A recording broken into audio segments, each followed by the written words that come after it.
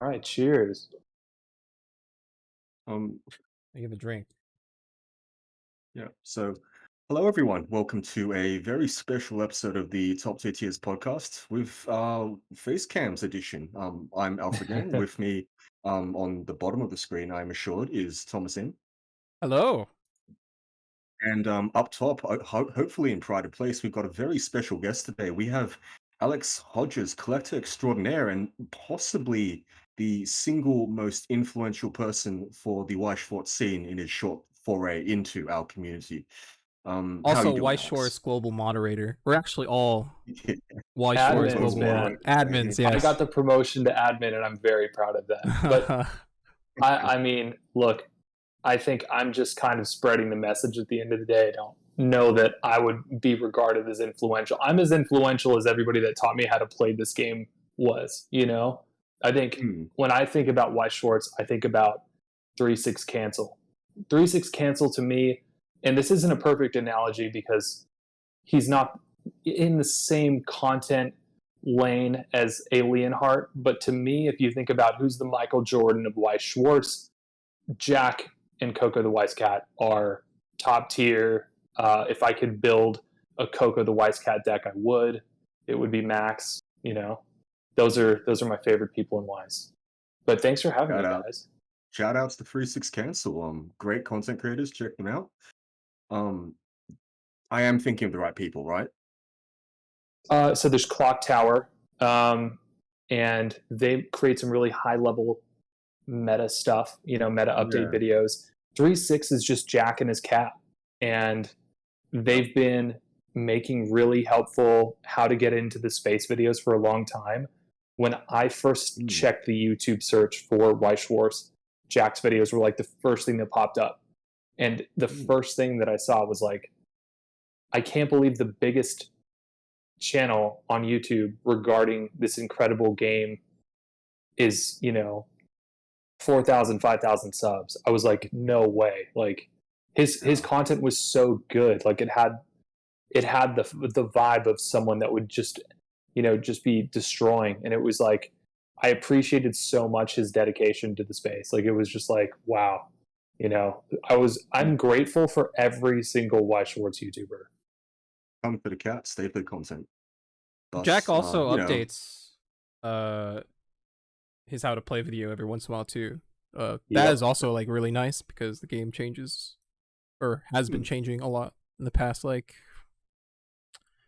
3-4 years. So I'd say it's been longer than that even, but changing is good. Anyway, so regular listeners, and I hope there's a couple of you guys at least, are familiar with me and Tom and why we might be, creating content and all, but Alex may not be as well known to people who primarily frequent just the Discords or don't go on the Facebook groups very much. Do you want to tell us a bit about yourself, Alex? So I've been creating content about collectibles, card games, video games, and anime and manga for about 3.5 years, primarily on the TikTok platform. And everybody constantly kind of gives me the why TikTok. Are you dancing on there? Are you hopping on the Miley Cyrus trend? And it's it really comes down to YouTube videos were really hard to edit when I had as little free time as I was working full time. TikToks were essentially Instagram stories that I could add music to and add a dialogue to that would get this amazing amount of distribution and still affect the same amount of change that, say, a YouTube video could. And Yeah, I saw a ton YouTube's of doing the YouTube shorts and stuff. Oh, sorry, mate. it's Sorry. no. I mean, that's exactly what I was going to say. And you're seeing it across the board where Facebook, Instagram, YouTube are all prioritizing vertical video content now because it's just turning out that there's a huge audience for it. And, you know, it's been nice kind of having a head start on the vertical video race, having all this TikTok content, I think the last time I looked, it was like 600 videos or something. And I was just like, wow, like that's so much. But, it's been something I'm super passionate about. And so I've been doing it for 2.5, 3 years now. I was collecting a lot before that, but, during lockdown, I had so much free time and I had so much kind of just uncertainty that as a cathartic exercise, I started talking about the things I cared about. Like my original videos were, hey, here's my original Nintendo 64. Here's me playing this Zelda OST on piano. And like that did okay. And then I started creating content about Pokemon because I've been creating, just collecting Pokemon like a madman for a long time. And when people saw my vintage collection, it was like, oh, okay, this is like the juice. And the page just kind of blew up. And, it's just been, I don't know, it's been a lot of fun, like making videos for more people, talking to more people. It's been awesome. And it led me to Weiss Schwarz. Hmm. Is Pokemon where you started then in terms of card games? So yeah, card game 1999. I was in America. We have this place called Borders Books, or we did before it went out of business, and they would have Pokemon card tournaments. And so on the weekends, my sisters and I would go, and we would play decks we created back in 1999, and I would get absolutely swept, but we had a really good time. Did you know that there's actually been a resurgence of the retro Pokemon formats? Yes. There've been people updating the really ancient formats. The best deck in the original base set is I mean, it never was Charizard, even though everyone loves Charizard. Haymaker, It's no baby. longer. It's not actually Haymaker anymore. It's actually Lickitung Stall. No, Don't think really? too much about it. It is the most miserable experience you can have playing early Pokemon. But basically, Lickitung is the new granddaddy of base Jungle Fossil. No way. I It's don't know crazy, what Got- this right? does. Oh, I So can all right. Tongue I Wrap. just had to. It's like a I just tongue had to wrap. read. I just had to read tongue rap, but I knew exactly what wait. was going on. I cannot wait to look at this deck list. I'm so Uh, excited. It's basically just an a resource depletion deck. It's incredibly unfun to even consider. Oh, But so are you decking out the other opponent or the you are opponent? aiming to, yes. That's awesome. oh my It's goodness. much less awesome to play against. Anyway, so Speaking of look, retro Pokemon's formats, big. though, I Yeah, feel like go retro on. formats are becoming more popular in like every card game lately. Like Mm, Yu-Gi-Oh too. Edison is huge, like huge now. I think some other old Yu-Gi-Oh formats are getting like some play and some hype. Hmm. Basically every card game except for Weiss, I feel like. Though we did have that Legacy tournament. Like, was it this year? That Last legacy year? tournament. Yeah, it was last year. I got to play It was Melty last year. Blood, and I Yeah. lost to Ryan due to Climax Screw. That was funny. But yeah, legacy content's great. Pokemon's really good for it.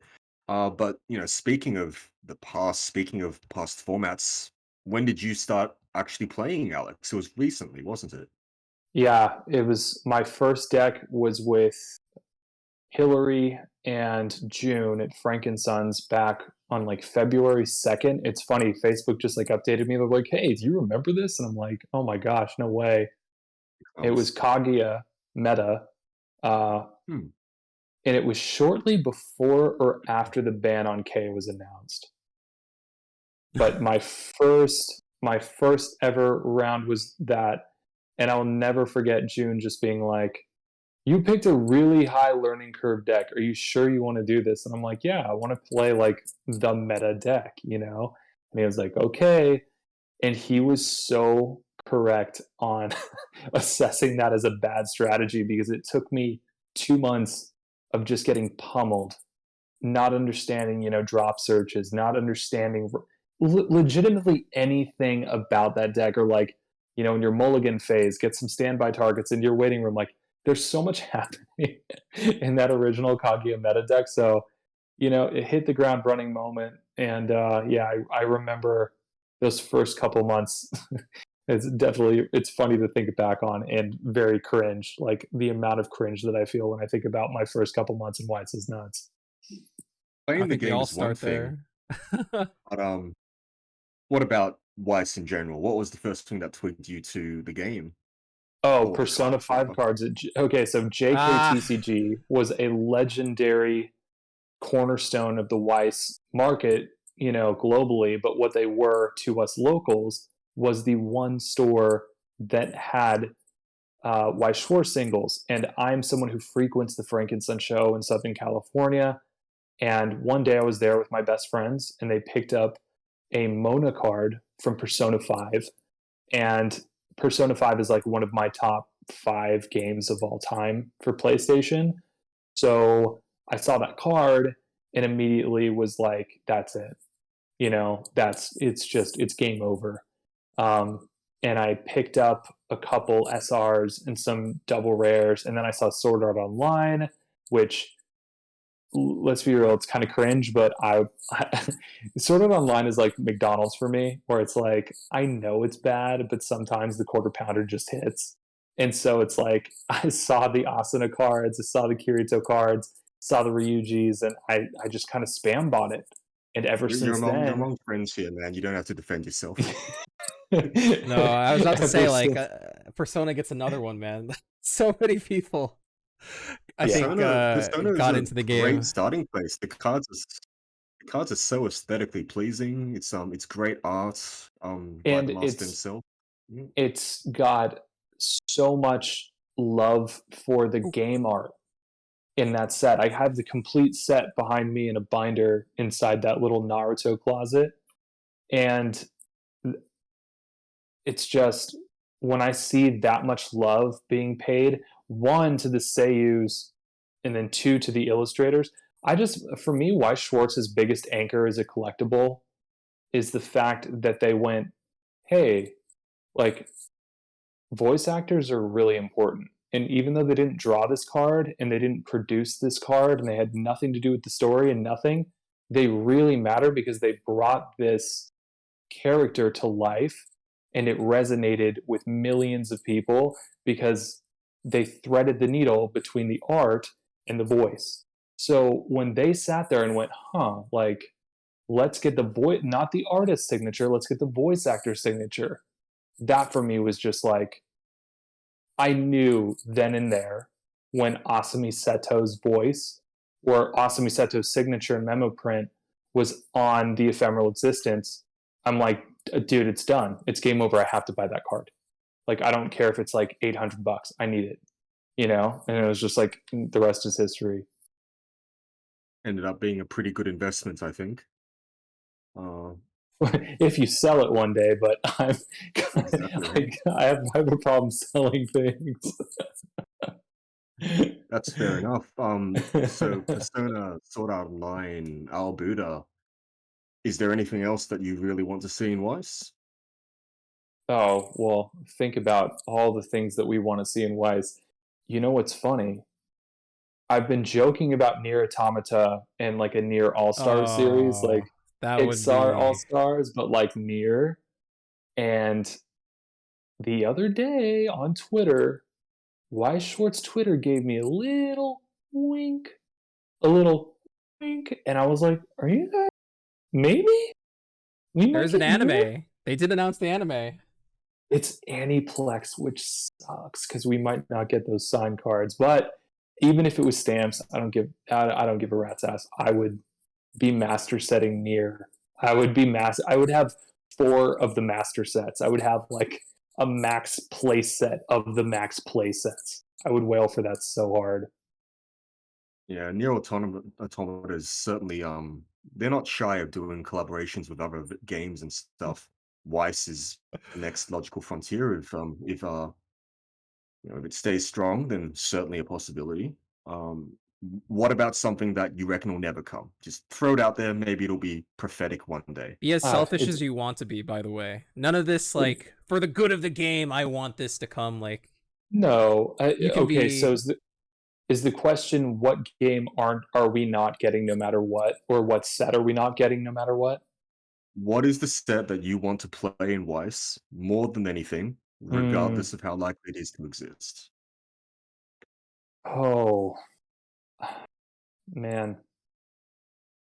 So I thought it was Death Note for a long time, and then I quickly realized there's not enough waifu. You have very main characters. It's L, it's Y- Light, it's Misa, it's Ryuk. You But say that, but Tokyo Revengers, both a jump property and not a particularly high waifu property set. But Death Note sounds like you really like Death Note. Death Note was one for me where I really felt like if we could get Death Note and Weiss Schwarz, it would change the game, especially if we're going back and getting SIGs, because it's just holy grail territory when you have legendary voice acting roles that are attached to collectibles. The thing for me, because a lot of people, do you remember there was a lot, and there still is a considerable amount of price bashing in Weiss, and a lot of the times it's warranted. A guy grades a $4 SR and it's a black label and he wants $900 for it, and you're like, dude, But even with like the Albedo, Endless Devotion Albedo SP, I remember a lot of my friends being like, I cannot believe you just spent $650 on a raw card. Like that's nuts. And I think about it from two perspectives: one, gotcha games, and two, figures. So if I get a 1/4 scale Bunny Girl Ichika from Kaguya, that's like $450. And you're not getting the Seiyu signature, you're not getting a personalized memo, and there's a shitload of them. Whereas in Weiss, with trial decks, we know these numbers aren't in the thousands. It's not like the 10,000s, right? I think one of the biggest revelations to me with these cards is I'm a cross collector, right?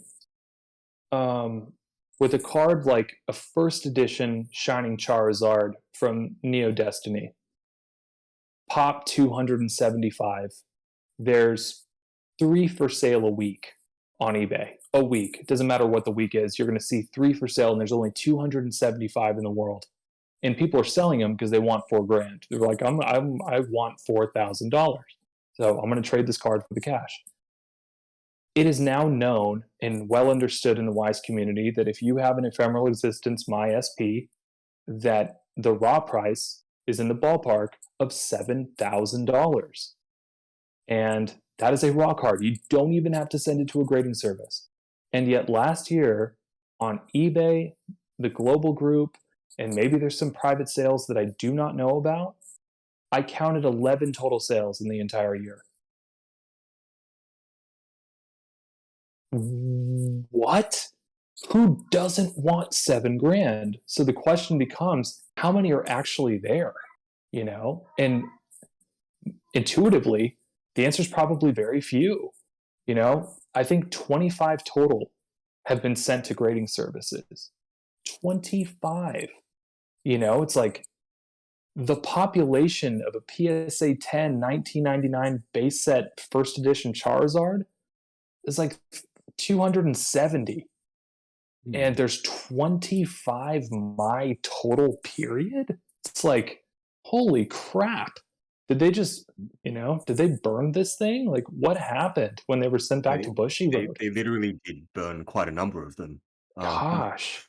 There was a point in time where the benchmark for total pop would always be compared to Alpha Black Lotus, which had a total pop of approximately 900 to 1,100, as far as I'm aware. I've And never heard that before. that was considered low and like something to aspire towards. If a card approached that level of printability, it became a vintage collectible, very reasonably so. And Mm, that's the case with things like, for example, the Shinings in Pokemon, the Crystal Pokemon, as well as some of the early Stars. Those would be more than Black Lotus for sure, but certainly still going to the point where it's really rare and scarce. right. Weiss is a much less printed game. Cards like the TD ones, especially Endless Devotion, the Ephemeral Existence, these cards, I sincerely doubt they break 4 copies total pop. Sorry, 4 digits total pop. Like I just do not believe there are that many out there. I would So bet my entire collection you're right. I yeah, just I know what sales look like when populations are in the hundreds, and we're not seeing anything close to that. yeah, the scarcity is just So incredible. So while I'm not normally someone who encourages major investing into like collectibles, this is Mm, definitely something you should consider if that is what you're going for. I don't think you're going to make a quick buck just buying and then flipping 6 months later. I don't think that's. I think we've passed that point. But if you're somebody who really prides themselves on collectibles and having some real holy grails, so to speak, then that Weiss is a great game to get into. yeah. Speaking of which, what are your grails? What do you have? And what are you looking for? Oh man, it's so funny. So I've kind of gotten myself caught in a corner where the final cards I need, because I'm a master set collector, meaning like, if you're collecting Rascal or Fate, you're not just collecting the set, but you're finding every Blu-ray PR card that came out in the first run for the DVD. You're getting every, magazine. Like down here, back when I don't know what I was thinking. I thought for a second that I was going to master set Hololive just to do it. And I have two packages down here that have a Japanese magazine that had Hololive promos Oh in them man. from Japan. I was dead, and it's so funny. They've been here for 8 months. Like I legitimately just have the packages sitting here with the two magazines that have the Hololive JP cards in them. And like Like, for me, when you get to that point, like finding the final cards you need is really hard. Notably the one that I've had the big bounty on global for that, everybody's kind of like, dude, are you insane? Is the BCS um, Sakura trophy from Worlds. Mm. I've had a I've had a four-figure bounty on this card for I probably since November of last year, and I keep upping the amount that I'm willing to pay for it, and I cannot get a bite to save my life. You might need to get a time machine there. Yeah, And no, this one's a big well, rip. you know what they say about time in the market. You'll get there eventually if you hang out long Agreed. enough. I'm sure. Agreed. Yeah, no, I had a That's guy that was in Italy who had a copy and he was considering it. And yeah, that was about 3 months ago, and he's been kind of sitting on it. Like, so yeah, we'll see what happens. But yeah, all the cards that I need right now are basically just trophies attached to a couple of my complete sets, my master sets. even discounting, the idea that money is not a particular big object. You've named a lot of sets that are just incredibly difficult to master set. You named Fate, which has all of the different PRs, a lot of which aren't documented anywhere, a lot of which many people don't even know exist. SAO is Mm-hmm. exactly the same. From the first releases of the BD, the Blu-rays of season one, there are PRs that I have seen once and I've never seen discussed online elsewhere. And like I'm not like an authority on the matter, but if I don't know about them, there probably aren't that many people who've been in Weiss long enough to know about them. So you've picked some really hard ones to try and get. And I mean, Hololive. Let's. Hololive was a pipe dream. If I win Mega Millions, which is like this big lottery system out here, then we can start to talk about master setting Hololive. But yeah, it's just it's so funny the way that s- information travels in Weiss Schwarz, because you just kind of hinted at it. In other mm, hobbies, documented. a very sizable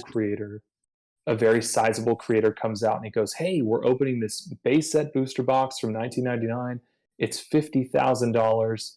And he puts that video up in August of 2019, and 100,000 people see it, and everybody becomes aware of this new price.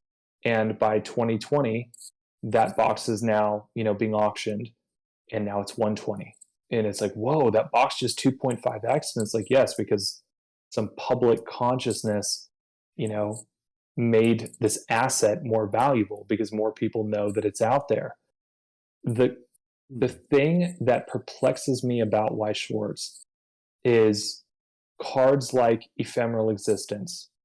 There are no English Rascal openings on YouTube. There's none.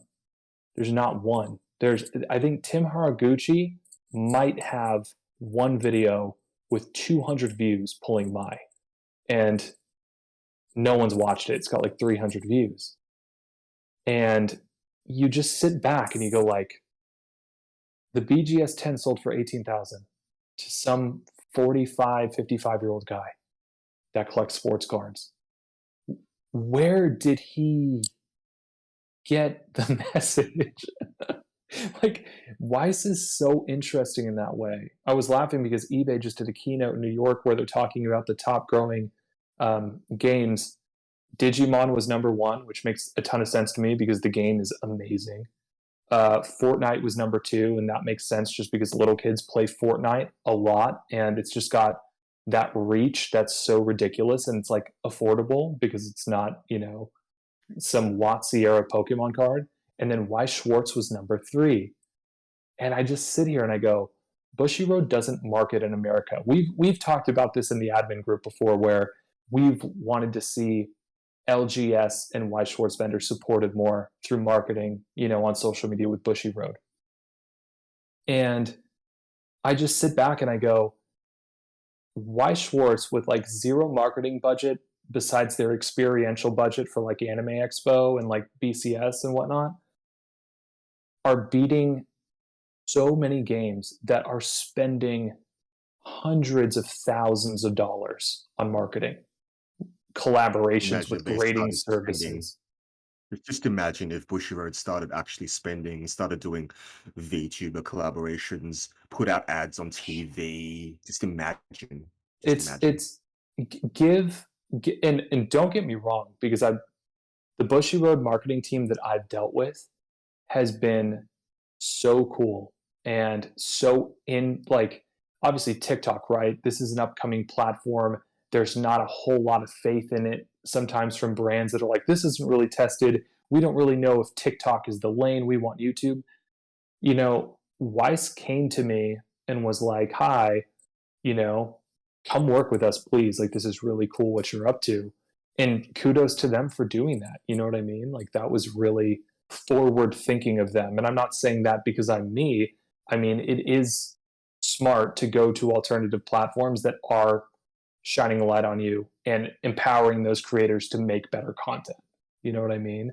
But if Weiss had more NOS in that tank, if they had MetaZoo's marketing team, it would be like, oh my God, like MetaZoo sponsoring charities. They're collabing with CGC. They're at every single Comic-Con everywhere with their own booth, with their own thing. Like, MetaZoo makes so much noise, and yet no one plays the card game. So it's like, it's kind of just sitting. MetaZoo is it's not a very good card game from my reckoning. Like, there is something to it, but there's a lot of gimmicks there. I opened a I play a bunch of card games. I play Magic as Yeah. well. For one of the Friday Night Magics I went to recently, I jokingly asked if I could cash in my winnings for MetaZoo instead, because they just had it wasn't first edition obviously, but they had a box of the Yeah. base set just sitting there, and Oh, nice. it was on special because like no one buys MetaZoo around here. It's an open box. It's not first edition. The chase cards, we don't even know what the values are. Like maybe the Mothman's worth something. Who knows? And I Yeah. read the cards, and they are, and no pun intended, because cryptids are mysterious and shit. They are the most esoteric things I've encountered in a while. And while I kind of get where they're coming from, I also don't think it has staying power in that regard. But, and I gave up my chance to do a really easy segue to talk about MetaZoo. On the topic of big companies approaching influencers to advertise their games, that may or may not have happened to you very recently. IGN, what happened? So Bushiroad and I had been talking after we first live streamed and debuted Danmachi at Anime Expo in Los Angeles back in July about making content about how to play this game, because I think if all people see online is the collecting side of what I do, then they're just going to think about why it's like a collectible. And I got to be real. I think about Weiss probably as a game more than a collectible, like 90 to 10. Like, if I'm doing stuff with Mm. Weiss, I'm building a deck back here to pilot. And I'm sitting there and I'm like, how many zeros am I running? Is this enough brainstormers? Does this card synergize with my finisher? How do I get these zeros into my level and into my memory so that my Mel and my Nene effect goes off? Like, that's my brain now. So for me, it was like, okay, Bushy Road, like, how do we make that? But how do we do it well? Because it's really hard. Weiss is very information dense, and two master players, if June and, somebody who's, and another champion, right, play the right game where enough things happen in certain ways, it could go for 45 minutes. It's a 45-minute game. You know what I mean? Like, even like into overtime, I was like, well, I canceled everything and we decked out like 20 times and then we refreshed. And so I think Bushy Road understood that they needed more than just a guy to talk about it, right? Like, it needed Mm. production value. And IGN has been doing Let's Play Lounge. And it just kind of became this three-way meeting of the minds where they were like, hi, we want it to be with you and with IGN. And I was kind of worried because I went into it with a lot of presumptions about IGN and the kind of company that they were. I kind of felt like, oh, they're just the BuzzFeed of video games. I wasn't really excited about them at first. I began working with them and I told them up front very clearly, this is the Elden Ring of card games. Like, we are going to be learning words together. We are going to be going in deep, because to teach people this game, it's deep. It's not just on some like, play your flying Pikachu V and attach an energy card and you're good to go. Your Drizzle's going to bring out this little, you know what I mean? It's so much more complicated than a game like Pokemon. So our first 2 weeks of meetings were like, how do we do this? And what was really cool about this project is it wasn't just me showing up somewhere and talking. I helped produce it, and I'm so proud of the work. I'm really, really proud of that entire team because we hunkered down to get it to the point that it was at. And back to Jack and, Coco the Weiss Cat, without Jack's videos and with the Clock Tower's videos and with all these people's videos, that video wouldn't be as good as it is and it wouldn't exist because they were the foundation of a lot of the information you can find about how to play the game. So I don't know. It was surreal, and I'm super excited about it. And I think can kind of spoil it here that there will be more stuff with IGN in Bushy Road myself. So Ooh. Is the best news I've heard for quite some time. I think you're once again being very humble about it, but what you've done for the community, and I have how long have I been in this community? Pushing 12, pushing 13 years at this point. wow. I would rank your contribution up there, alongside some of the all-time biggest. I think that it's something people will take notice of. That's maybe the single biggest important thing, reaching enough people. You said that IGN is kind of the BuzzFeed of video games, and Yeah. to some degree, that's kind of what we need. We need reach more so than just talented and passionate creators. We need people who, I mean, me and Tom did a video on how you might go about expanding your scene. We didn't cut like we missed the incredibly obvious idea of getting a major multinational video game company to cover the game and post it on their channel for their millions of subscribers. I don't know how we missed that incredibly simple point. I'm gonna blame Tom, but My bad, more my than bad. anything else, you've really brought eyes on the game. That's incredible from my perspective. From someone who's, I mean, obviously I'm invested in the game. Me and Tom, we've been doing this shtick on and off for the better part of a decade, and seeing people like you, fresh blood, really committed, dedicated blood, representing great players like June, like Randall, like everybody Oh, I in love SoCal, Randall. and yeah, doing God's work, so to speak. And it's really great. And I love that for the community, and I'm, on behalf of everybody. I don't know if anyone said this. I'm sure SoCal showed its appreciation, but I think that you've done something really incredible. Oh, thank you. Honestly, thank you. And I'm just kind of the messenger. You know what I mean? I'm having so much fun, like reciprocating in a way that I'm already enjoying. It's like, why wouldn't you? But to your point, I think everyone in the SoCal LGS scene just sees me as like the annoying older dad joke guy. Like I'm the guy in the Weiss Schwarz Discord that's like, just being super corny and cringe the entire time. They're just like, oh my God, Oh, we Alex is love dad typing again. jokes. Alf loves puns. He loves dad jokes. This is just He loves them. everyone's talking about like some new Ricky effect, and I'm like in there like making some like joke about Mike Chang and June's names or something, or like how they never take me to get sushi. It's always just like I don't know why I have to ruin the chat, but it just makes me laugh.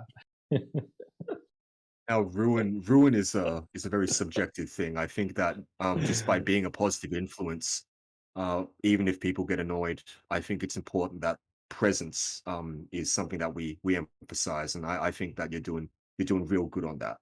I On think that you're on that underselling topic. yourself, though.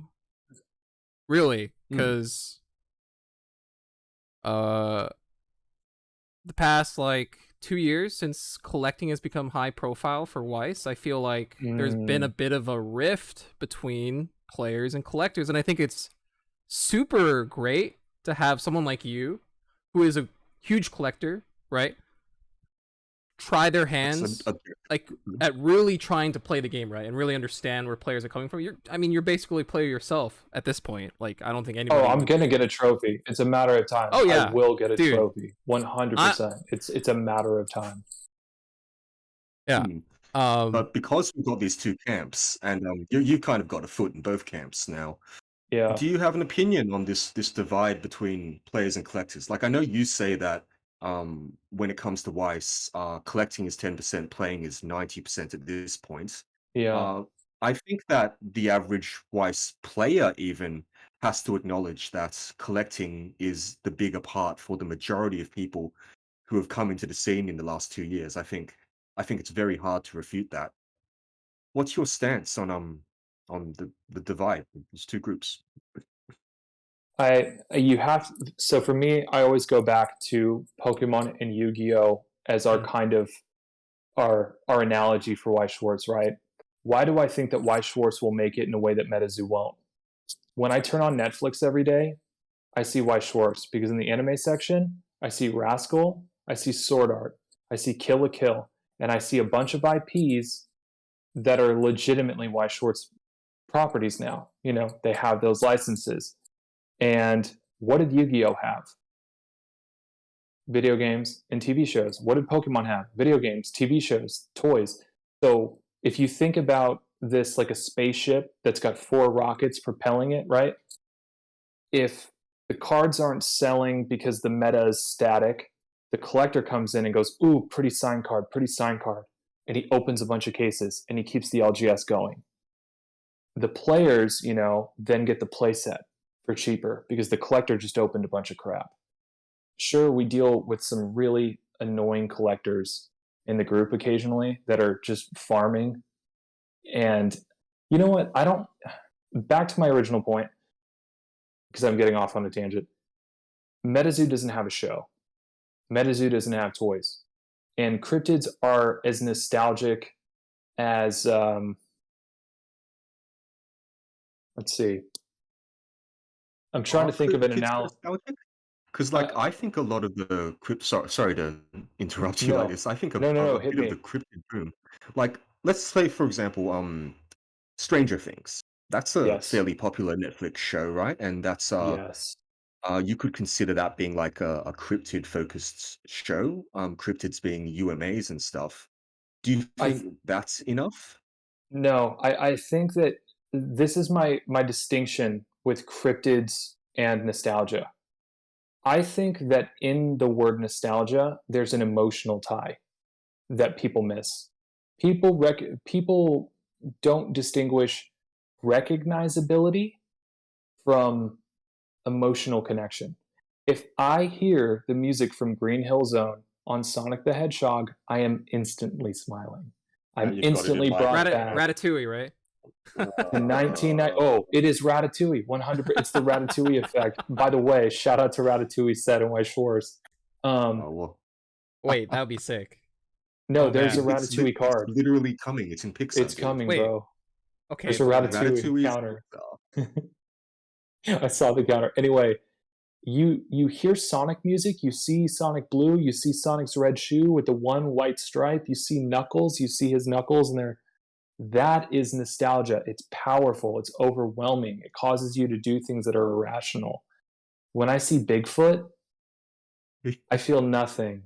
I think, you know what I mean? And this isn't to shit on MetaZoo. It's just I think about marketing a lot because I have a marketing agency, and I think about users in the way that they resonate with different things that are being created and marketed to them.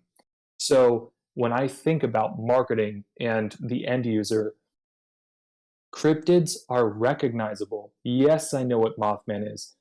Do I remember what I was doing when I was 7 years old on the living room floor at my dad's house when I see Mothman? No. There's no connection like that whatsoever. And there's no shows. There's no I'm gonna go. There are shows, sure, like, oh, we missed Bigfoot, this blurry photo of Bigfoot, the documentary. But that is not this, again, it doesn't have that emotional resonance that you need to drive collecting. You know what I mean? In 20 years, when we're older, the fondness with which we will look back at shows like Sword Art and Rascal and One Piece and all these different IPs that have literally changed our lives. Like, have you guys ever been so in the dumps mentally, like just depressed, like honestly, like just in a bad mood, and you turn on Gurren Lagann and you're like, oh, I'm getting up right now. I Fuck my was mood. literally about to use that exact example I mean, when we're I was in the both- dumps. we're Like, you both, wanna we're know all what Gurren show? Lagann fans here, man. Oh Gurren my Lagann god. was a literal show that raised me up. And do you want to know who day one maxed Gurren Lagann in Japan? This guy. Let's I've got it go. maxed. It's in the other room. The deck is not good, but it is separated by time skip. See, I entirely agree with you. I think emotional resonance, it's what we have right now. Like, I have emotional resonance for the first season of Pokemon. There's a reason Mhm. people consider the first 3 seasons of Yu-Gi-Oh! To be the ones that they like best, because they grew up with them. I don't have emotional resonance with the boogie monster that lived beneath my bed. That's not really where I'm at. And in that regard, I agree with you. I think that having that emotional resonance means there's always something to fall back on when it comes to sales and a game staying alive. And of course, the game itself exists. Is as you say, it's like the Elden Ring of games in that it throws everything at you all at once. You've got to learn it real fast. I do think that other games are also complex as well, but Weiss has a lot of little niggling things, enough that we have people who have made entire FAQ blog post series that keep on getting brought up again over and over and over and over. And I think you have identified that really well. Look, on the There's topic, yeah. sorry, you go on. You go on. No. Hit me. Hit me. On the topic of games not being particularly sustainable for these reasons, if you are to search Weiss Schwarz in YouTube, one of the top videos that you see happens to be one very focused on the investment side of Weiss Schwarz, and which talks about the game potentially not having future legs. I won't name who it is. I think maybe we all know who it is. Have you got any opinions on that particular viewpoint? There's, that video, if you watch it, is ultimately kind of positive if you think about what his audience is taking away from what he's saying. He's critiquing this asset, this because he sees it, it's an asset to him. He's saying, hey, Bushy Road, you're printing too much, you release too much at once. And the reason he's saying these things is because he cares about it. I don't think that he's making that video because he wants to promote the idea that it's collapsing. I think the title in a lot of those videos is just the most outrageous thing. If I was the YouTube equivalent with global, it would be like the global group is disbanding tomorrow. You know what I mean? Where it would be like, we're just trying to get clicks by any means necessary. I think that it's been good exposure for Weiss Schwarz for the reasons that I stated earlier, where a lot of product gets opened and people go hunting for high rarity SPs, and that makes our double rares and our rares and our SRs really cheap. I remember back when playsets on average on release were 250, 300. Right now, on average, I mean, geez, if you want like a Ruby playset, does anyone want to guess what a Ruby playset would go for? Sub 100, probably. I'm guessing. Probably. Seven Deadly Sins is probably even worse, honestly. Yeah, this is what I'm saying. So it's the double-edged sword of that exposure from the other camp. We get a couple people that are cringe, that are trying to inflate values, that are trying to be my favorite word for it is hornswogglers. Little hornswogglers. They get on eBay and they go, I'm gonna make me 10 grand. You know what I mean? And Sounds like a cryptid. The hornswogglers, they're the cryptids of Weiss Schwarz. But we always laugh about like how, I love, what's funny about Weiss as a collectible that almost mirrors what it's like to be a Weiss player, is that there's a learning curve to the collecting too, where you get the really basic guys that come in and they go, this Weiss Schwarz thing's going to the moon. I'm going to get a PSA 10 Meliodas and a PSA 12 Hawk and a BGS 1000, and they put their Batman Ninja BGS 9.5 up for $2,700 and don't realize how hard they're getting laughed at. There's a learning curve to our space where it's like, just because you've heard of Batman doesn't mean it's more expensive than Birdcage Diva Yukina. And you would never know that Birdcage. I had a guy tell me the other day in the group, he's like, when did Weiss Schwarz cards start being as expensive as Magic Power 9? I'm like, what are you talking about? I'm like, since 2020, when raw cards were selling for $10,000, is when this has been happening for a while. They have to tap into that nostalgic connection, right, that people have with these properties. Low-end Power 9 is not even that expensive. It's a few $100s for a moderately played Ruby or played Emerald. And Time Twister is not expensive unless it's alpha. Yeah. I think if you're still thinking of collecting in terms of ancient Magic cards that are specifically revered in myth because of power, you're not really on. You're past the curve, basically. Not past the curve. You haven't caught up. You haven't caught up with what collecting's like these days. And while I wouldn't call myself a hardcore collector, like I have a swag binder. It's a really nice binder filled with cards that I like to look at because they make me feel happy. Yep. I wouldn't say that, like, I've got just as many multi-$1,000 cards in there as I have $5 cards that have emotional value to me. Yep. And I think that if you're getting swept up in the pricing of these incredibly high value cards, well, that might not really be the way to go about things, because at this point, I think that short of a major market shakeup, Weiss collectibles are probably going to stay around a small area of where they are right now. I don't think the growth of something like Ephemeral Existence is going to continue skyrocketing. The only cards I think that will go up like that are the ones that are literally pop N, like the World's Winners Goblin Slayer, the 2016 Shioko winner promos where, there was a regional with like 30 people and the winner doesn't play Weiss anymore. Those cards might go up. But I think in 2022, past the great collecting boom of the COVID era, thanks to that one influencer you alluded to earlier, I think that settling after a few months is going to be standard, and we're no longer going to be seeing the ridiculously expensive on launch prices of some things, because some things just they're not logical. Oh God, the Roxy, the Roxy. that was Oh, illogical. To buy a case, you you break even 100% of the time. yeah. That is entirely illogical. That should not happen. When you Oh, buy the case, yeah. No, think buy the about the case, guy that cracked the case and opened it first trial deck. He pluses yeah. on the card and then he pluses on every box. It's insane.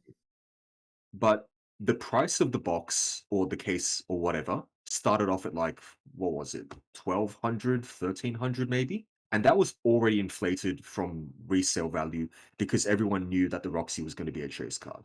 And then when Mm. Roxy inflated far past the price of an actual case of boosters, like fair enough, the boosters were not in perfect supply, but Yeah. the MSRP for a case of boosters is 3 digits, but the resale price of a box was like 1400, 1500. But Roxy was like, at one point, it was 2000, Yeah, which is 1800. entirely. Yeah. And I think that to some degree, collectibles need to represent investment and value. That's why they are attractive at all. But I Yeah. think that when it stops being logical, as is the case with, the dime a dozen NFTs or with a lot more recent TCGs that have come out, I think you need to look for the sentimental value and actually make sure you're going to want the product that you buy before you jump in, just looking to get profit. Because to me, profit has always been a side benefit. It's there if it's there. Like, Hmm. as a joke, I max rarity the extremely not safe for work deck from Kadokawa Bunker. Yeah. So I have 4 copies of the $1,000. What even is her name? Mio? Mio? Mio? I have the full playset of the TD Triple R, which is now gone up to like 100-ish or so. It used to be like 30, 35. Wow. I have a playset of the 2-1 Yuki, which is I mean, they say the price is like 600. It's never selling at that price, so I'm not gonna call it that. I was never in it for the profit. I actually don't think I could sell it right now. I don't think there'd be any takers. But if I Mm. were to piece it all out and sell it, then absolutely, I would have made a profit. I would have made several 100% profit. Hmm. But that's not really why I did it. I did it as a joke. I have a really silly pseudo Grail deck that I'd like to say I play it, but there is no environment in which I'm comfortable playing it because Yeah. as soon as I start playing a deck like that and a curious LGS employee or owner comes over and says, "Oh, hey, what do you?" Oh, well then, I'm going to have to ask you to move to that corner of the shop, and it's like, that's not what I want to do.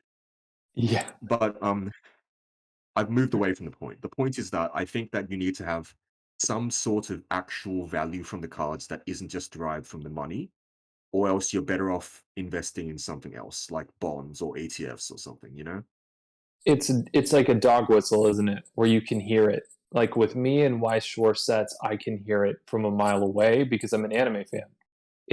I always do this analogy with sports cards because I don't collect sports cards, but people that understand the teams have an innate advantage. They go, this kid, TJ Herbert, he was a stud in college, and now he's on this team, and he broke every world record in college. So we can buy his rookie card with the signature and the serial number now, and safely know that in a year we will have plussed.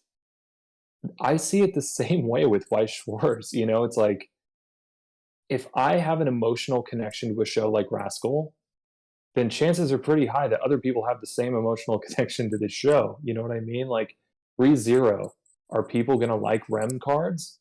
Yes, we know this because we're anime fans, we're manga fans. Like like Inori Minase has her signature print on this card. You know what I mean? Like holy shit, like that's insane to me. So when again, it's like the sports thing. It's like we understand the college sports of anime and manga, so we approach Weiss Schwarz, and we're not like, oh, I'm gonna go get a black label hawk from Seven Deadly Sins. It's like, who cares? You know what I mean? Like, no one cares. Some people care, but Oh my god, but they're not gonna pay, like the demand isn't there to buy for more than, a little bit more than raw price. And yeah, I'm not to say that Black Label is worthless, but rather that if there's no demand, you can't possibly demand, the premiums that other games with much older, much lower pop cards would demand. Because Yeah. contrary to popular belief for its lack of popularity, Seven Deadly Sins was actually a very widely printed set. There's a lot of sealed product out there. So a BGS Hawk objectively should not go for that much. BGS King should not go for that much. Maybe Elizabeth and the giant girl whose name eludes me might go because of the waifu factor. Yeah. But I mean, just by that in and of itself, we're kind of demonstrating what really matters to people, which is emotional attachment to characters. Yeah. Uh, Uh, Yeah. just to ask real quick, what's your take on grading? But like, I think I can see a similar aspect to grading, where some people see grading as an investment vehicle and a way to Mm. inflate the price of whatever cards they have already, and some other people find it as a very convenient and nice way to make their cards look great in their collection. And they don't grade their cards to sell; they just grade their cards because it makes them feel nice. Like it's nice to have your stuff displayed in a nice way. I was wondering, what you think about, you know, that aspect So of collecting Weiss cards. my elevator pitch for card grading is it's a Carfax report. When I'm spending $1,600 on some, Hmm. okay, actually really good recent example. I just purchased the ReZero Trial Deck exclusive Spirit User Amelia and Short Snooze, and I bought graded copies. And the reason that I did that was because people were asking me for 2,500 to $3,000 for raw copies. And similar to a Carfax report where you don't want a car that you know nothing about, you don't know the accident history, you don't know the 36-point inspection, you don't know if the guy's got a broken axle on there or if he smoked for 40 years inside so it smells terrible. Cards are very similar. I resolved an issue, the first or second week of being a mod in the global group, where a guy spends $1,600 on an Albedo because he watched one of my videos. He gets the card and it's dented. Another guy, similar story, was a Short Snooze Amelia. He gets the card and there's a crease in the bottom left corner. And these people paid top dollar for those cards. So for me, there's a pragmatism when you start getting into 4-figure, 5-figure cards where I have a second opinion on the condition. Because if I'm buying a card, you know, it's really scary. You can get a creased card. And it's like at that point, you are out thousands of dollars on something. Because if people go, well, why do you care about the condition if you just care about the art? And this is my own personal take, and not everybody's this cerebral about it. I am fascinated with entropy, like things just going away. Like for me, Death. this room, everything behind me is fading very slowly, and I'm trying to preserve it because when I look at it, it reminds me of back in the day. And when I think about back in the day, I get inspired today. So stopping entropy, putting these cards in these little cases, knowing exactly what their condition is. I'm not guessing. I'm like, we have a pretty good idea that this thing is as perfect as this card was when it came out on release. Goes into the dark shelf or it goes into some vault service somewhere. And I know I'm preserving history. And it might not be meaningful to everybody. It's not like the code of Hammurabi. But to me and to some subsect of fellow anime or manga fans, like, dude, in 40 years, when they go when they're still watching shows like ReZero and they're still watching shows and they go back in time and go this is when content was really good, you know? Inori Minase is gone possibly, Asami Seto, all these incredible seiyus, Aoi Koga, all these people could be dead one day. We'll be dead, but these cards will be preserved. We'll have this piece of history.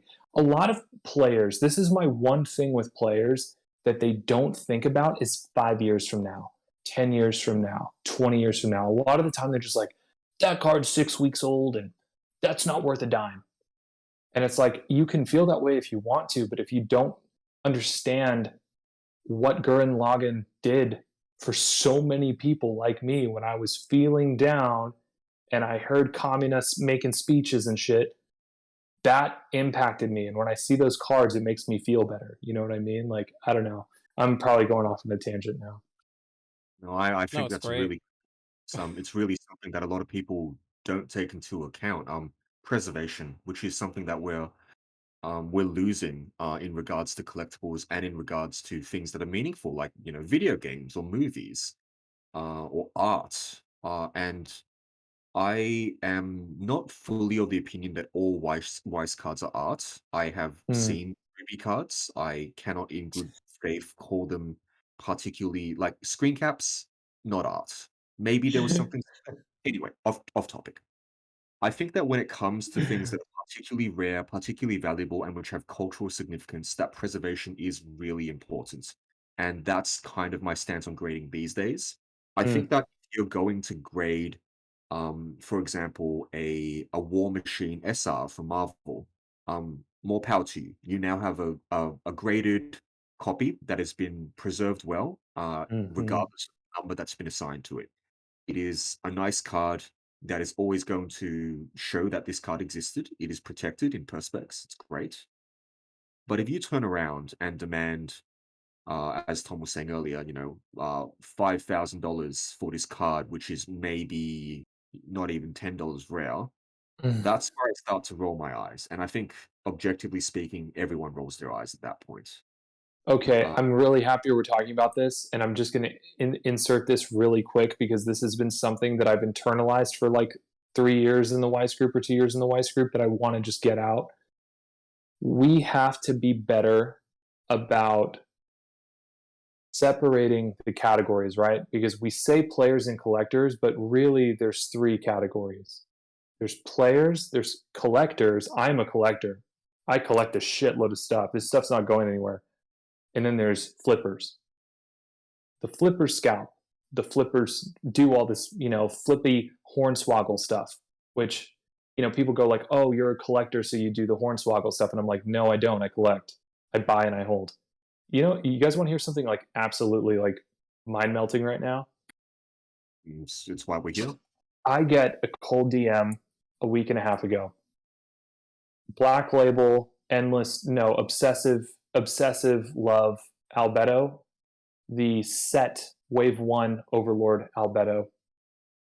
I bought the Black Label for $2,500 in an eBay auction maybe 5 months ago. I get a cold DM. I will send you the screenshots. I get offered $10,000. I get offered 2 heavy Skyridge packs and 2 heavy Legendary Collection packs. We're talking like 16, 17,000 in value, and not just like the market value of a heavy Skyridge pack, confirmed heavy Skyridge packs, 2 shots at a Crystal Zard, like 2 shots at the reverse Legendary Collection Zard. This to me, like from an emotional standpoint, is like so beyond monetary. It's just like, wow, I didn't sell the card. And, that is the difference between collectors and flippers. I am emotional and irrational about my collectibles. I should have taken the deal. I should have taken that money. I think you two would agree. Alex, you probably should have just fucking taken the money and then bought another Albedo and then graded it and got a Black Label again. Like, I could have handled that in different ways. I don't care about the money. And I'm not made of money. People they go, oh my God, that guy's got to be so rich. There's a guy in our group, Cody McGregor, who goes, Alex is funded by George Soros. But like, I just make it work, like I'm buying stuff, I'll pay stuff down monthly. Like I collect passionately, like, and not a full blown rich guy's budget. I don't drive a Bentley. You know what I mean? I will note that you never denied that you were funded by George Soros, and This is that's out. true. That's We just got out him, there. boys. We got him. We got him. And George, also, George, get me out of here. Skyridge is one thing, but Aquapolis has multiple cards with Wooper on them. So if that was the deal, I'd berate you about it. The best energy switch art in Pokemon is from the Aquapolis one. Not only because I love the e-reader Yep. friend, but Yep. because it's a Wooper having its energy transferred to an Azumarill, it's Oh my god, I forgot about that card. That I'm is so funny. I'm pretty look.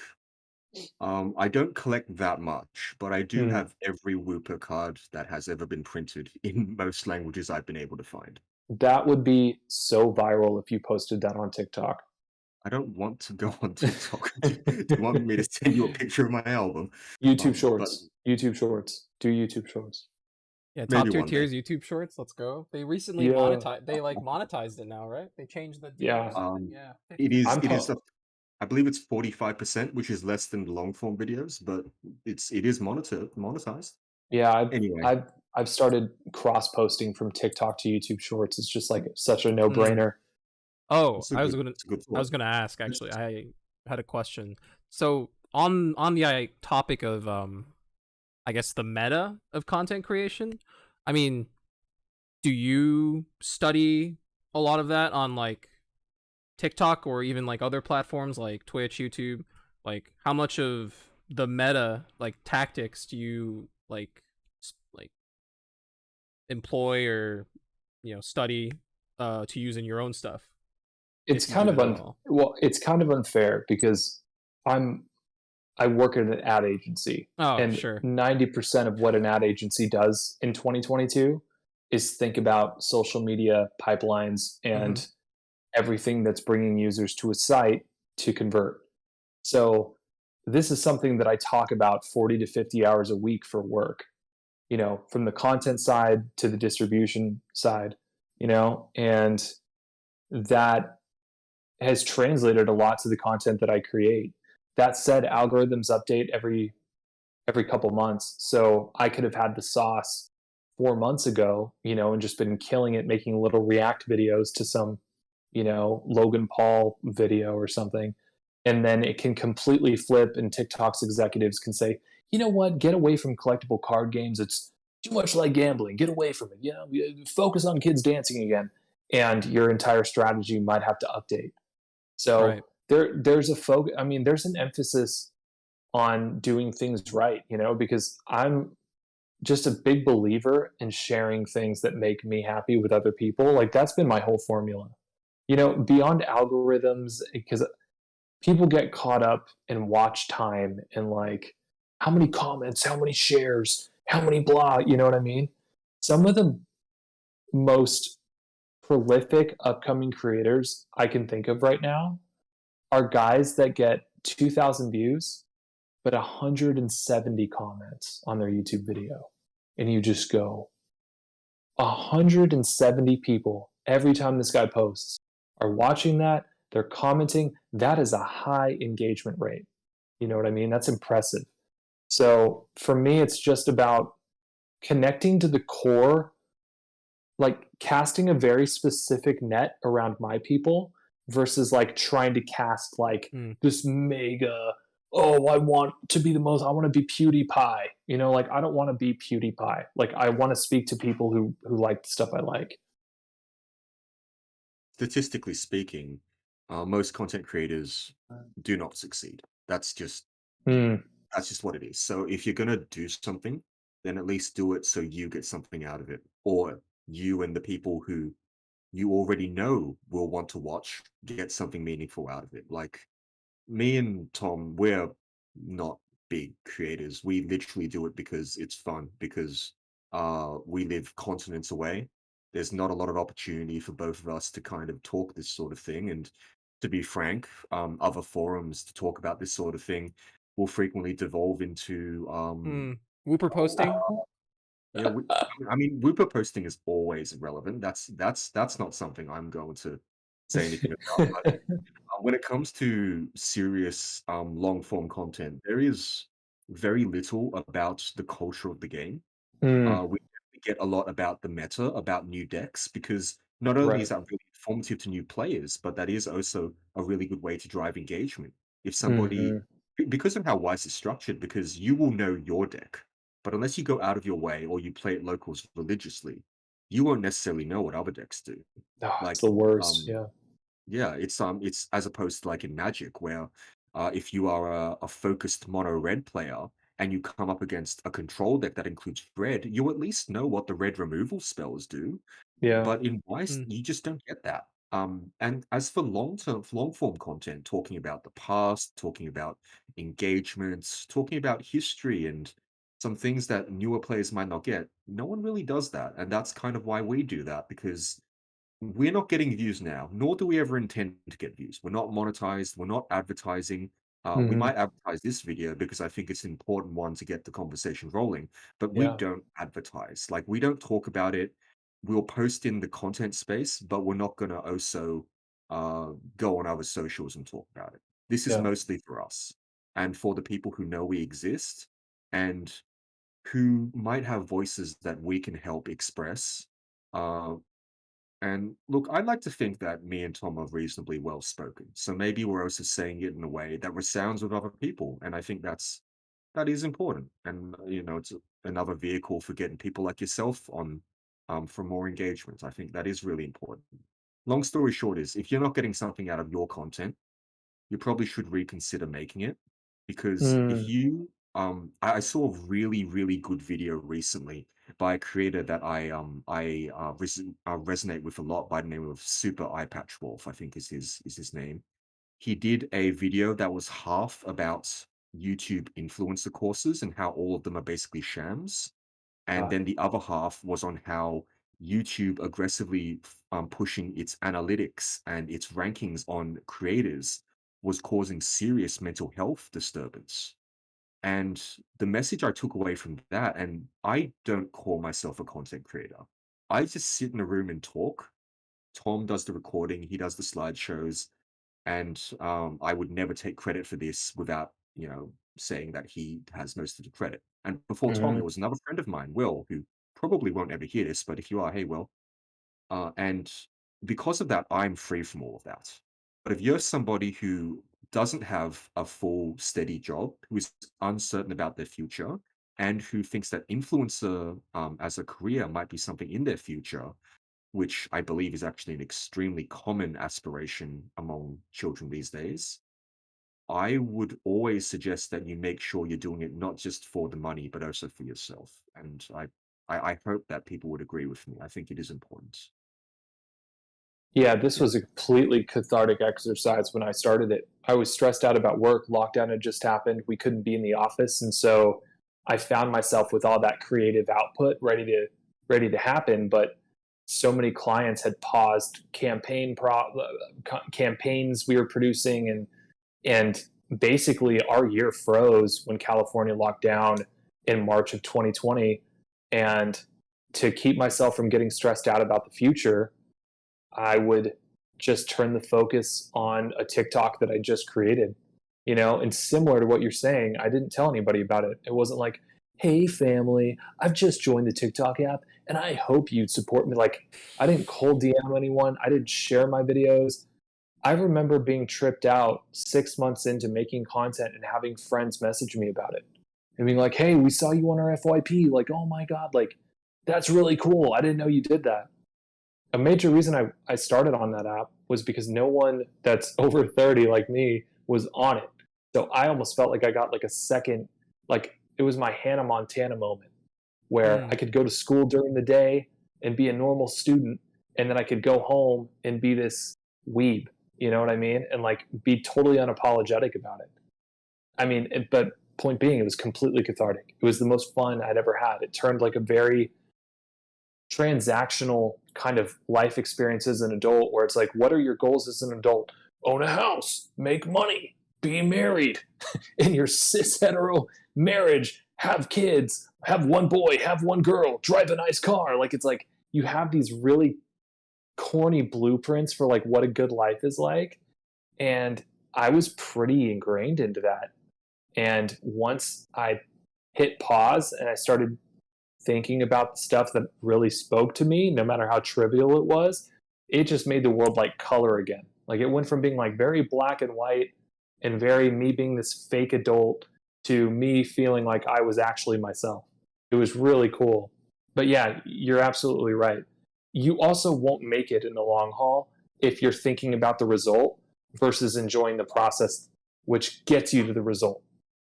because people get burnt out trying to get to the result. And it took me 1.5 to 2 years before I got a brand deal, and I wasn't looking for them. So when they came, I was really excited. I was like, oh my God, like I get to go to New York Comic Con. Like this is crazy.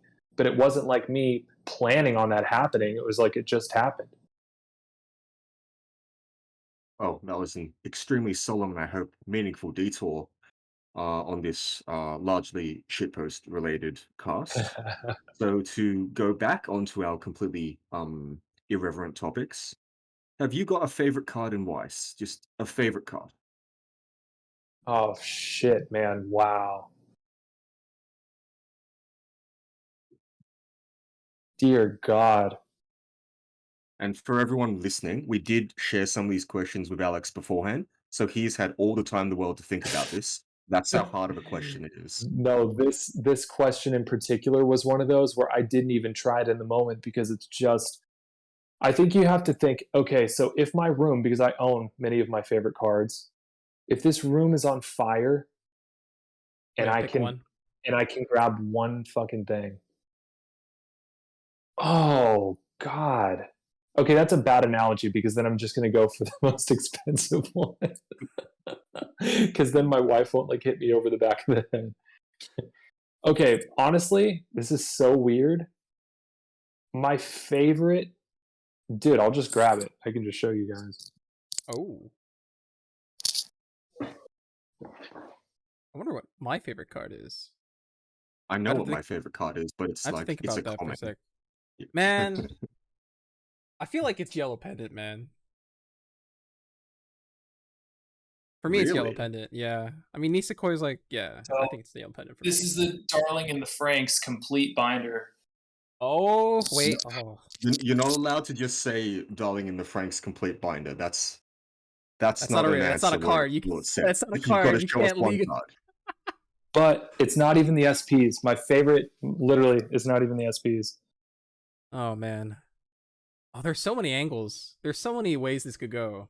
Like, it could be Alex's favorite card effect. It could be like a flavor thing. It could be No, the this isn't art. even. Like, No, it's not even like a meme either, dude. Like, I'm sorry though. Like, even just look at the two soul, how good it looks. Like the standard next to like the triple. Mm. It's hard to tell mm, on camera, but You can favorite card, like easily. There it is. I don't know why, and maybe this is some like promo art in Japan that I missed when it was here. That is ah, my favorite artwork in all of Weiss, and and someone's probably going to be like, "Dude, that's the fucking great. that was on a pizza box, and they just bought the art, you know." But I absolutely adore this damn card. That thing is Lawson's. I amazing. think I think if it was on a pizza box, that would actually add to its story. It wouldn't detract from it. So, look, Yeah. I mean, it'd be even I cooler if you you had the pizza box, to be honest. you Damn, had your this fun. headphones off, so I think you missed it when I said it earlier. But my favorite card is a common from Melty Blood. So Ooh, I'm Belty in Pro. no Yeah, yeah, yeah. position to mock anybody. It's the card that made me look at the game and think, because me, I played Pokemon going through 2008 to 2010 as a passing curiosity. Started Mm-hmm. playing kind of competitively towards the tail end of that. And Oh, then nice. around then I saw this card because like when you're in a card store you see cards. And I'm like, Yes. huh, that card is sick. Are there more like it? And throughout the years, there've been heaps of cards that I've collected, and I really like I said, I have a big folder. I've got 4 by 3 pages for every color of climax, collecting the nicest foil climaxes that I've seen. I've got heaps of sentimental stuff, but then there's this common, which is I'm sure it's a 10 yen common. I have to look it up to actually make sure, but it is my favorite card, so I'm in no position to judge anybody. And Tom said his was a It's an an old card. interesting choice. Yellow Pendant, dude. Come on. I just have a Yellow soft pendant. spot in my heart for cards that go to memory. Yes. Memory is good. Uh, yeah, I just like Will Yellow Pendant, read man. you what my favorite card does. It is a level 0. It has nothing special about it except the um it's taking its Oh, sweet time to load. some internet It's issues. vanilla. I'm in Australia. We have terrible internet. I can Um, confirm that. yes. We tried Uh, playing a fighting. We we tried don't we playing a don't fighting talk game about like that. last week, and it was so bad. Oh my god, Um, Apex so Legends it is just terrible. like reads 10 frames per second. it's a 002K, and it reads, when this comes to play, you can tap one of your standing characters. If you do, this card gains 1/5 for turn. That's all it does. It was unplayable then. It's unplayable now, but it's my favorite card, and I sincerely doubt that's going to change. You have to It's send this to me when we're done. I want to see what it looks I'll, like. I'll just post it in the chat. Um, it I I don't know. Tom can maybe put it on screen for everyone who's What? watching. I don't know. I'm sending it in the chat. Oh, But because I played the fighting game Melty Blood as well, and this Hmm. is just the oh, I know this card. cutest rendition of the super move, and I'm just sentimental value because I definitely have more expensive and nicer looking cards, but this is my favorite. Yeah. All right. Yes. Um, Yeah. So so back to what we were talking about, or what you were just talking about. You discovered Weiss Schwarz through Melty Blood. So that's not strictly true. I first encountered Weiss Schwarz because my locals had a Persona. You Oh know my those god. big plastic dispenser towers, the ones where you like put the front of a box to display what it is, and then the boosters come out the bottom. Yep. Uh, our store had a big six slot dispenser, and there were only two filled. One was filled with 2000 and 2010 AFL, which is our local version of football collectible Mm. cards, and the second was filled with Persona 4 Weiss Schwarz cards. And Oh. that was weird as hell. And I was like, I had finished playing Persona 4 a while before that, and great game and everything. So I was like, I've got some money because the tournament went so long that the money I was gonna buy dinner with didn't buy dinner. I'll buy a White Schwartz booster, see what happens. And the card I opened, I still remember the card I opened. It was a double R, which is a good start, but it Nice. is in the running for one of the worst double Rs I've ever seen. I've legitimately spent too much time thinking about it. It was Yosuke Yukata. Yep. So now that you Oh my play the god, that. game on a critical basis, I'll tell you what the card does. So it's a level 0, it's a 2K, and it's a bomb. When this card is reversed, you may. Do you want to guess what it does? It's a yellow 2K bomb from 2010. What sort of bomb effect do you think it'll give? It's the I eighth. mean, I It's the would eighth guess white set. By I the would way, The eighth guess. white set ever. Yep. Does it? Does it send to stock? So I wish it sent to stock. That would make it an actually playable card. This card reads, you may return the opposing character to their hand. That Yeah. player discards a card. So, and trust me, I have spent too much time thinking about this card. Like, way too much time. Wait. No, there Wait. is no You have upside. to. You have to discard a No, no, card. no. You have no, They no, divided. discard a the card. opponent has to. Yeah, Oh they my have to god. discard a card.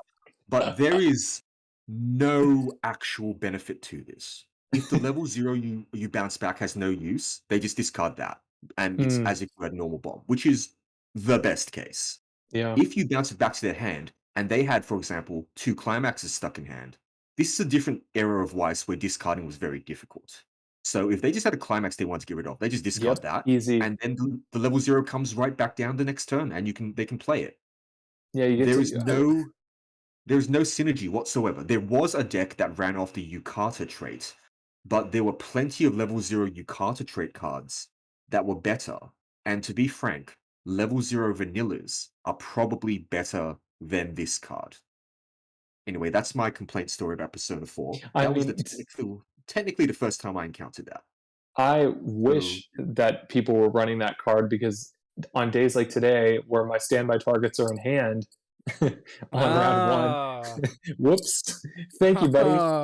yeah, I that on card a is 1/1 is now in my waiting room. just a strictly worse version of a normal bomb, unfortunately. That But is pretty bad. that was my first encounter with Weiss Schwarz. Then several months passed, during which I read the fan translation of a novel called Little Busters. And Mm, then I noticed that Little Busters had a set, and at that point, Little Busters was a high meta deck. It was a very strong healing deck. yep. But I didn't jump into that. Instead, I found somebody who was selling a Melty Bloods Maids deck. A lad named Edmund from Indonesia. I'm not going to dox him completely, but if you're listening, hi Edmund. He Edmund, sold me yeah, the yeah, yeah. deck. Yeah, he sold me the deck, and it all spiraled out of control from there. It wasn't the best meta build.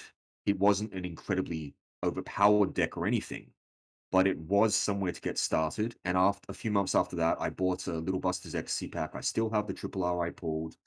I Bless you. bought singles through a Sorry. proxy, and I don't really want to think about how many cards I have now, but I am where I am now. So that's me. That's my origin story.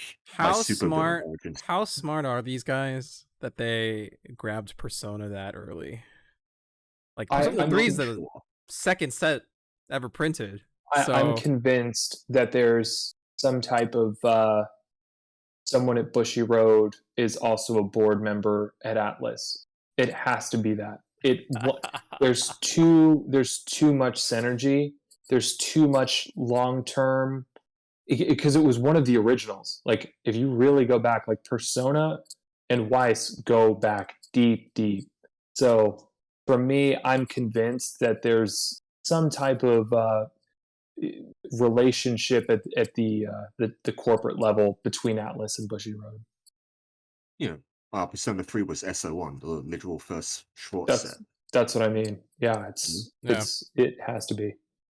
My first Plus, set we have was English Bakemonogatari. Dude, legendary. I'm gonna complete that. That's one of the sets I want to complete this year.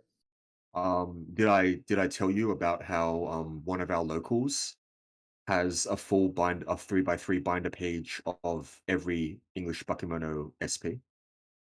Jeez. It Do was they due have to the a product. you know what's funny? I pulled the first Weiss product I ever bought myself. I pulled what was like the TDSPs of that era. Like I just pulled the Hanakawa Nice. Assist SP. But like it was so weird. It was just like it wasn't even foil. It was just like stamped. Like because Yeah. SPs were like that a back then, right? non-foil card, So I like pulled a it. I was print. like, "What, bro? Why is it in foil?" I felt so You know, scammed. I own one Japanese girl who met a crab, and Yep. I pulled it from a loose pack gifted to me on my birthday. Wow, It's a that's good something story, but else. Must be it is nice. so good. Ironically, the same guy who owns all of the binder pages, I bought his overbinder copies of the SPs because I like Bakemonogatari. I got it in JP. Surprisingly, I actually have a huge number of Monogatari decks. Don't ask why. I still can't justify it to myself. But I don't have the Gahara. He has Mm. offered to trade me all 5 binder pages for the remains of my 5-color Planeswalkers Magic EDH deck, Ooh. which, depending on how you spin it, is probably in his favor. Because I do have some dual lands, I do have Expedition Shocks, I have old foil Planeswalkers, I have Jace, I've got Teferi, I've got a whole bunch of really expensive cards in there. I did consider it for a moment because it would be a great thing to just kind of have. But I haven't done it. I don't think I will do it. I like my Magic cards. There's some sentimental value there. Yeah, Magic is just the cornerstone of Mm. modern card games. I mean, I think you can't even talk about other card games without saying words that are that were started because people played Magic. Like, where do we get milled from? You know what I mean? Like Tutor, Mill, everything. Cantrip. Cantrip was technically from D&D, but Magic took it very quickly. Deck, Decking all out, that. Yeah, it's all there. summoner, I uh all that. I accidentally won a Magic tournament yesterday. I went to go play with Whoa. my I went to go play with my friend, because he's a big World of Warcraft fan, Mm-hmm. and the classic expansions Wrath of the Lich King is out next week. He's Nice. taken two and a Oh, half weeks off work to hardcore grind, so I'm not going to see him for the next month. So I'm like, yeah, let's go play Magic. And then I accidentally won and qualified for the APAC finals. So Yo, I'm not going congrats. to go, but it was pretty funny when it happened. That's No, Magic's absolutely sick. I can't in good faith recommend that Weiss players try other card games in earnest, but if you Mm, do have that sort of time, it really gives you a unique perspective on the strengths and weaknesses of these card games. And I think that has actually made me a better player in all the different card games because I'm highly competitive in Pokemon. mm-hmm. I don't want to. I've topped a lot. So I'm not going to boast further. Magic I play regularly, Weiss I play regularly, but you know what's funny? My city's BCS is being held during my annual leave, which would be great, normally, but I am using my annual leave to fly up to California and visit friends and family. So I can't go to my BCS. Oh my god. you might get to Just meet this getting guy in trolled. person, Alex. I Yeah, might, you know, that's not even every a time I've might. been That's I've guaranteed. been to every time I've been to HSI or Frankensons or whatever, Yep. I've met no one of note. They're either off or it wasn't big at that point or stuff hadn't happened. The one time I met people was what was it called? Triple Crown is what it was called back then. Ah, Where I met a couple of guys in the SoCal scene and Miles and Will went with me. But Mm. other than that, it's only been guys I already kind of knew beforehand. So we'll look forward to that. It'll be a good time in November. No, we'll go to the all you can eat sushi place in HSI. I have such a fun little Saturday. Like every weekend, like today was like my HSI day. We had a shop Nice. challenge and then we all got lunch and yeah, no. We've California is so fun. Like we are like the capital of Weiss Schwarz in America. Like it's crazy how The much there is to do community here. the community is what makes the game fun, in my opinion. Ex- That's been the case for everything. it's crazy. exactly. I was about Hmm. to. NorCal's Y scene exploded again, and so I actually have a locals again, and uh, I mean, I think I was kind of about to quit this year, but then the locals started back up, and it's so There great you go. having new people to talk with, and it's just like, oh my god, it's great. It's been a lot of fun, and I'm not quitting anymore. Clearly, I That's the biggest I think the biggest thing that players and collectors kind of need to realize is like the circle, right? yeah, Shops stop selling games when collectors stop buying them. Because what do players buy? $5 Please. rares, $15 I need this tech. Oh, you don't have the pot of prosperity? Okay, well, I'm going to walk out now. What do the collectors do? Hi, I'm going to buy 6 boxes. Hi, can I buy 2 cases? Hi, can I keep you carrying this game profitably? Yes. Okay, great. It's this thing where we like players can leverage collectors to be like to keep those singles there, to keep the shop itself having a locals because if everyone stops buying Card Fight Vanguard at Top Deck Keep, then I'm sorry, like the players buying a $4 trial deck every 6 months isn't keeping it being carried. It's a business. You know what I mean? Like yeah. there's a reason that there's high rarity It's because they funny you should wanted mention that, I yeah. mean, it yeah. used to be like a different kind of problem, at least in California, because before there was a time where English Weiss wasn't even a compelling product Yeah. for players, right? It was like just there for Sal players, essentially. It was like which Sal set we're gonna get next month, essentially. And at that point in time, I think a lot of people bought Japanese cards, but that's a problem for North American shops because they're not gonna carry Japanese product of this game, right? Like they obviously want to buy English product, but no one bought English product. So Yeah. The explosion of the popularity of the English game, especially, and like the word of mouth We that's can happening, it's we great. can attribute a lot of that to collectors. I think we can. We Yeah, of we course. owe them that. Yeah, Yeah. like Just I Alex said, mean, it's a delicate ecosystem where we're all symbiotically connected. mm, Where we all, at the end of the day, we all just want to have like play the game or like collect the cards and connect with each other. mm, And Look, because when I said it earlier, it's like there's players, collectors, and flippers. I am bothered both as a player and as a collector by flippers. yeah. The flippers don't realize that they bother me. They DM me and they go, "Hey, brother, I just sold this thing. I just sold this damn thing for 15 grand, brother." And I go, "That sucks because now this card I want is the price is inflated, and it's not for any other reason than you're a hornswoggler."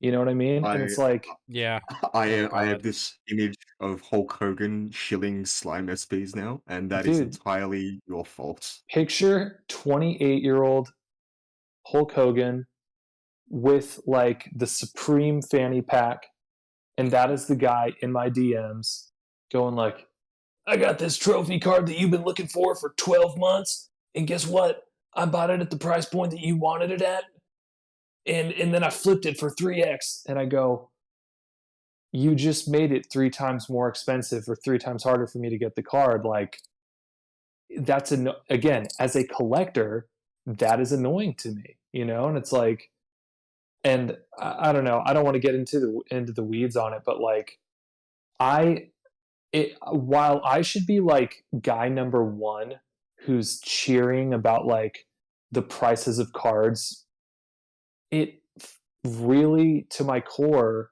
just makes me mad because I want more of the stuff that I love. And like, I hate feeling gate kept from the stuff that I want to collect. The serial Asuna, I really wanted. I really wanted a serial Asuna card.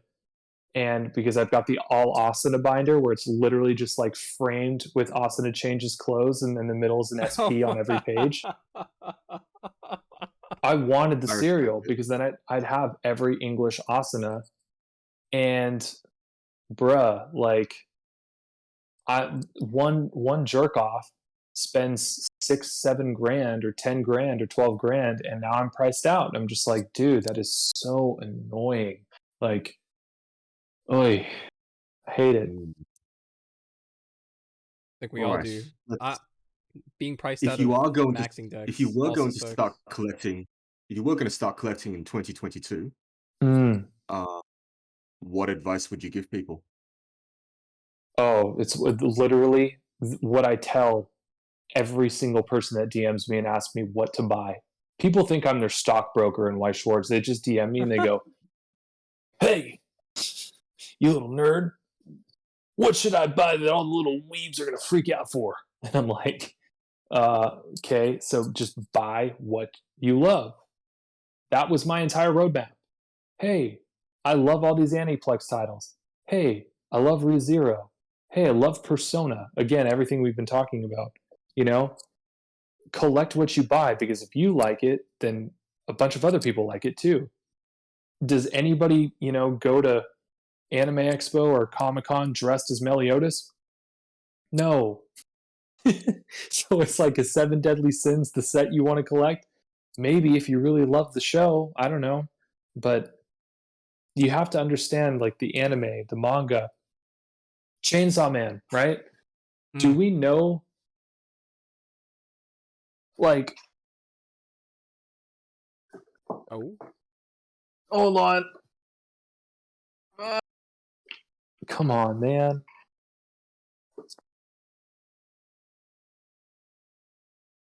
Why Uh why why do we know that Chainsaw Man is going to be lit as fuck? Because we read the book, you know what I mean? Like, this is why we know this stuff. It's like, the writing is on the wall. So it's like I tell these people, like, if you really want to collect Weiss Schwarz, don't just buy whatever's on the distributor's webpage. Like, you have to understand anime. Like, you have to understand, because to a random guy, he's gonna hear Chainsaw Man and go, "That sounds corny. That sounds like some like Quentin Tarantino thing. Doesn't sound like Wait, but something that's why kids it's would want sick. to." That's why it's You know so what awesome. Oh my You god. know? Jesus. Jesus. Who's best girl? And Chainsaw Man, Yeah. it's got to be for me. It's Reze, but Mm-hmm. Denji. Pochita's mine, Denji. bro. Power's I'm, too obvious. My I'm, one neg with this entire series. My one. Like, if this series is a 10, the reason it's a 9.9 is because of those horns. Too darling in the Franks. That is my one thing. I was like, Oh man. it was for me, it was like way too like, hey, 02 is cool. People like 02, right? But no, it's perfect. I had Chainsaw Man. I wouldn't say spoiled, but I read it right after finishing up Jujutsu Kaisen, so the impact was Nice. certainly lost on me a little bit. I do respect it. I don't think I'm going to buy into it, but I do respect it. The comparison to Tarantino is so perfect. It is. I had not thought about that until like just now, but it No, totally fits. Tatsuki Fujimoto is that's his whole thing for me. He's the Tarantino of shonen. I'll be real with you. I take major issue with this being classified as shonen. I'm sorry, like this is as seinen as it fucking gets. Like, just because they put it in Shonen Jump, it's like I get that we have transformation, we have all the staples, the foundational things of shonen, but it's so fucking dark. It's like ridiculously dark. The new age shonen that started with Hunter x Hunter moved through a bunch of other series. Yeah. Like there's people who only enjoy Hunter x Hunter, Jujutsu Kaisen, Chainsaw Man, and then stuff like Gantz. I wouldn't ever call Gantz shonen because, well, there's Right. nudity. But yeah, I think it's definitely skirting the line a lot. All right, let's one more question before we start to wrap on up. Sorry. You've really Tangent. thrown yourself into the player space of Weiss Schwarz. How's your experience been so far? What's your trading arc been like? In other words, It was just really, June describes it really well. He says there's two learning curves. There's like the first one where you like understand like what the game is, right? And you're like, oh, I get it, I get it, I get it, I get it. And once you kind of plateau at the like understanding the fundamentals of the game, the curve then goes, it just goes, and it gets crazy because when you're playing at the highest levels of this game, it creates a reference point for every other game. So I'm a huge fan of game theory. Just coming into Weiss Schwarz, I am, prior to Weiss, like a major fan of game theory. I love odds, I love statistics, I love everything about like the what makes up the game theory of different things you can do. If you think about things like poker, like card removal and how that affects, your equity, and bet sizing. And Weiss Schwarz for me is like the first game that's really captured, I know this thing, and with this information I can manipulate my game state, like how my standing, my everything, you know what I mean? And so that about the game spoke to me even more than Pokemon and other games that I play, because I used to be like, when Flesh and Blood came out, I was so excited by how much RNG had been removed. I really feel like they did a very nice job on set one release of making a very balanced game, until you get Viscerai and like some of like the super broken early builds. But it felt like no matter who you were playing, like everyone was super evenly matched. Like there was no mulligan problem like we can have in Weiss and Yu-Gi-Oh! And, if you just have the worst opening hand of all time in Yu-Gi-Oh!, you are done. It doesn't matter how good you are just done. Sometimes that doesn't even matter. If your opponent's hand is just broken, Just broken, your yeah. opening hand being great doesn't matter. You're done, yeah. But with Weiss Schwarz specifically, I think it's such a perfect balance of heavy RNG, but enough tools, if you can figure out what the tools are, to manipulate it. So yeah, the game theory of Weiss Schwarz to me is like, of the games that I play, it's beautiful. It's like surfing Mavericks, like the biggest waves in the world. Weiss Schwarz to me, in terms of like the rush of playing any card game, is the highest, the biggest waves. Makes me so happy. It's certainly a very unique game in that little edge in every game, little edges matter. Final Fantasy, Pokemon, you have a roadmap for what you and your opponent will be doing. And in Weiss, this is something that I don't think a lot of players actually look at on a macro level until they get to at least the intermediate points. Mm-hmm. Weiss is a game that only lasts like 7 turns. People don't envision Weiss in this way. Like they don't think about what they should be doing around turn 4 or what their opponent should be doing around then. They only Yep. look at the board as it is there. They don't look ahead. They don't have this sort of constructed what should and shouldn't be happening. And that is an incredibly powerful framework for determining what you should be doing, what risks you should be taking, where you should be placing your resources. And it's only because the game is relatively predictable in this way that you can use this. A game like Pokemon, despite it being lauded as a game where the supporter system means you do the same thing every single game, you can't apply that because say one person, like, um, say for example, I can't give an example that isn't super clued into Pokemon, but basically the supporters replace your hand or search for cards, or they are the engine. If one Yep. person only draws one supporter and then doesn't draw any more from then on, the roadmap after turn 2 goes completely haywire. Whereas Right. if the other person just goes off and continues on, they leave the opponent so far behind in the dust that they've effectively won the game already at that point. That's always been my issue with Pokemon. And don't get me wrong, I love the game. I love the community. I don't love the game as much as I used to. Mm. But with Weiss, you can actually do this. Even if you are completely shipwrecked, if your opponent triple fielded 1k1 sold and you ate 10 damage to level 2 immediately, you can factor that into your roadmap. Because you ate those 10 damage, those climaxes have to be somewhere. And chances are some number of them are still in your deck.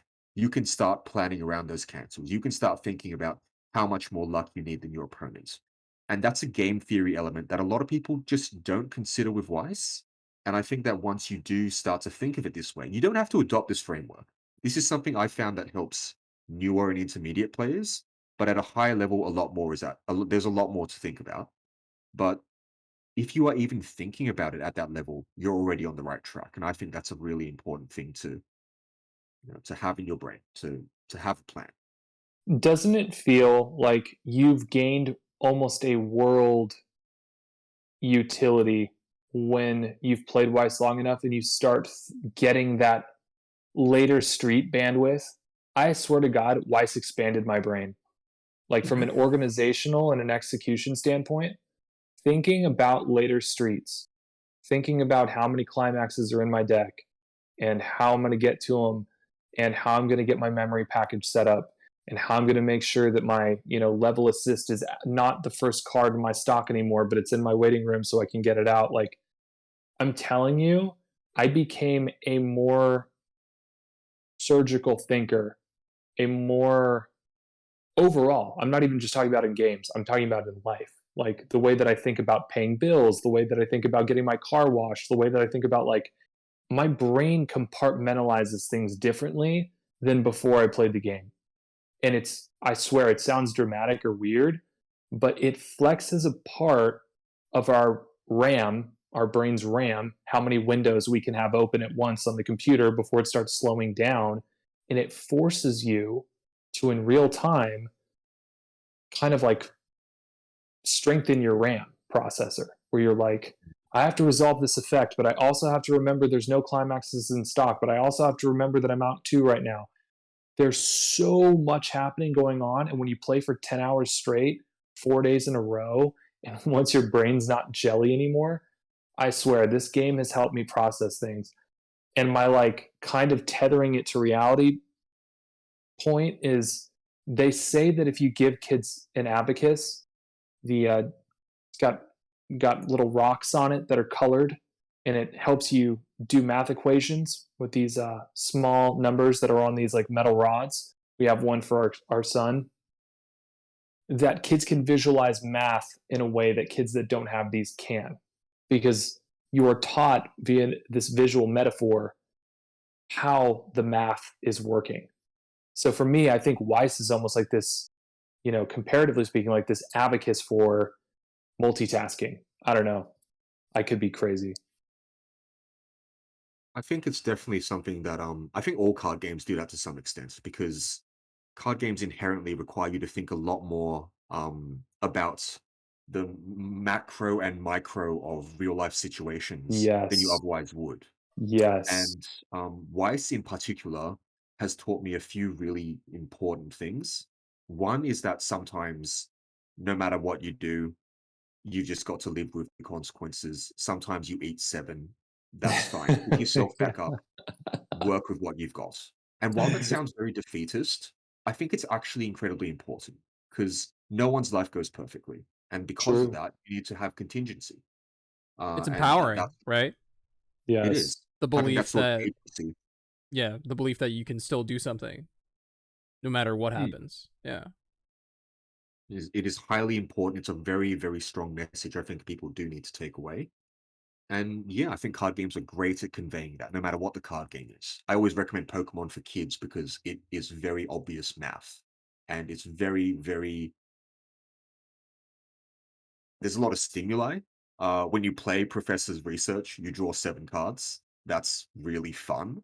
Mm-hmm. Whereas with Magic, it's a much harder game to get into. And with Weiss, the stimuli isn't the actions of the game, it's the cards. And that's a Yeah. super, super important thing. Like, it's just such a big thing to have colorful characters, slightly lewd, just a little bit, to really, you know, uh, energize what is it? Activate the almonds, energize the brain, and Activate the I love neurons. it. No, I know what I said, and I stand by it. But yes, yeah, you don't really need to. I'm doing a bloody podcast about this game. I don't think you need me to self-represent in that regard. All right. And look, let's call this the last question before we pack it up. And Yeah. the door's open for a sequel if it seems like a reasonable Well, thing I've to do. got I've got YouTube and Twitch coming very shortly, and I want to have more high level discussions about this game. So, I mean, I would be super stoked if we could do that. Oh, no doubt. Um, what's the most memorable experience you've had with Weiss? Doesn't matter if we're talking about playing. Doesn't matter if we're talking about. It doesn't matter what we're talking about. What's the most memorable experience you've had? First time I beat June. That is very impressive. June is, Yes. yeah. Bro, I it's so great when you're like motivated by the desire to win or like beat someone that's like, you know, beaten you and before, you know? and I and this was right around the time that I started realizing that half the fun of Weiss was building your deck. I would take Paul's list. I would take, there was a bunch of winning lists at locals, but I felt like a copycat. I always my stupid nickname for when you copy somebody else's deck is the Isekai cheat magician. I didn't want to be an Isekai cheat magician. Like I wanted my own list. So even if I changed it by 3 cards or did something that flavor wise I thought was more fun, I would update lists. And the first time I beat June with my take on a winning list, I was over the moon. Best feeling. That took like 4 or 5 months. And June and I would play. We would play for. I mean, June and I have played from 6 at night until 4:30 in the morning more times than I can count. It's out of line. It's degenerate. Oh man, that's giving me flashbacks to college, man. Yeah, it's harder when you're 35, bro. Of course. And you have a kid too. That's crazy. There's only 24 hours in the day, man. Yeah, that with the ad agency, that and the content, and then trying to read manga, and then trying to make TikTok videos. It's stacked vertically so crazy this year. It's been so nuts. I don't even know if I believe you when you say you've been able to do that. I don't know where you find that energy. I'm exhausted every day from work. Mike Chang makes fun of me all the time. June actually, there was a great metaphor for my life the other day, where he's like, your biggest problem is you want this deck to do too many things. And I'm like, oh geez, that is literally me. Just like, that is just me. It's like, I want to do everything. Like, I just want to dig deeper, you know?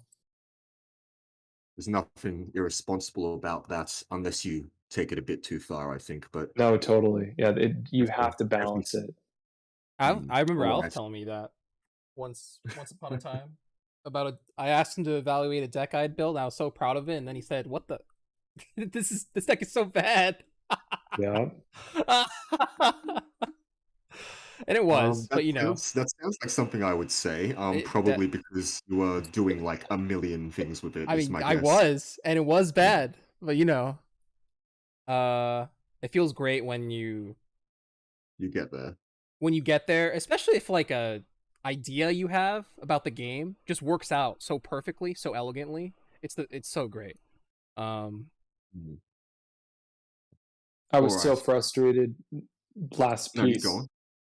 I had been rebuilding Hololive because there's so many by dint of how many cards are in this set, I knew it would have tools that other sets simply didn't have the same of. You know, there aren't set sizes in Weiss Schwarz like don't typically have this many cards, 6 trial decks and all this.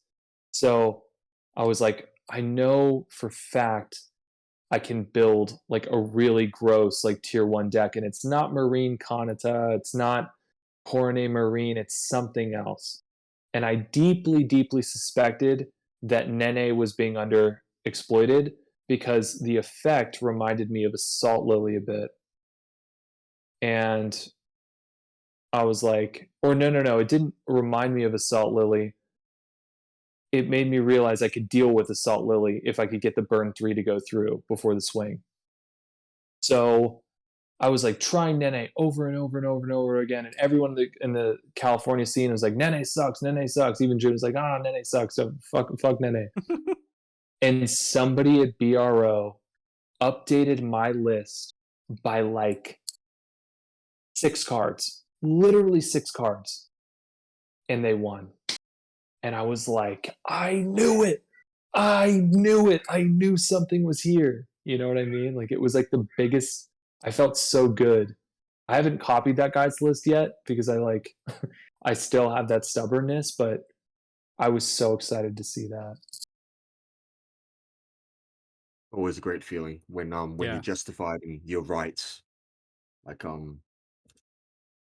it's just a great feeling. There's nothing that feels better than proving people wrong. Well, just your instincts, knowing you can trust your instincts in a game as high level as Weiss, where it should be totally mapped. It like, you know what it is? Pokemon is so mapped. We know what decks will top. We know what deals with Miltank. Like, it's mapped. There's no like, whoa, this guy came out of nowhere with Giratina. we had no idea. You know what I mean? Like, we have such a good understanding of the meta. I will say V Union was surprising to me. I was like, holy shit, Mewtwo it's like control. Mewtwo. Oh, that was so Okay. sick. I was like, let's fucking go. Mewtwo Exodia is working. But like with Weiss, because there's less content on YouTube and there's less information being shared, like there really is, it feels like this national treasure ability to jump in there and to do some research and to create something new that people that like, why do we call June the Railgun King? Because he fucking built something in Railgun that took down BCS 2 years in a row. And everyone was like, what the fuck? Like, Railgun?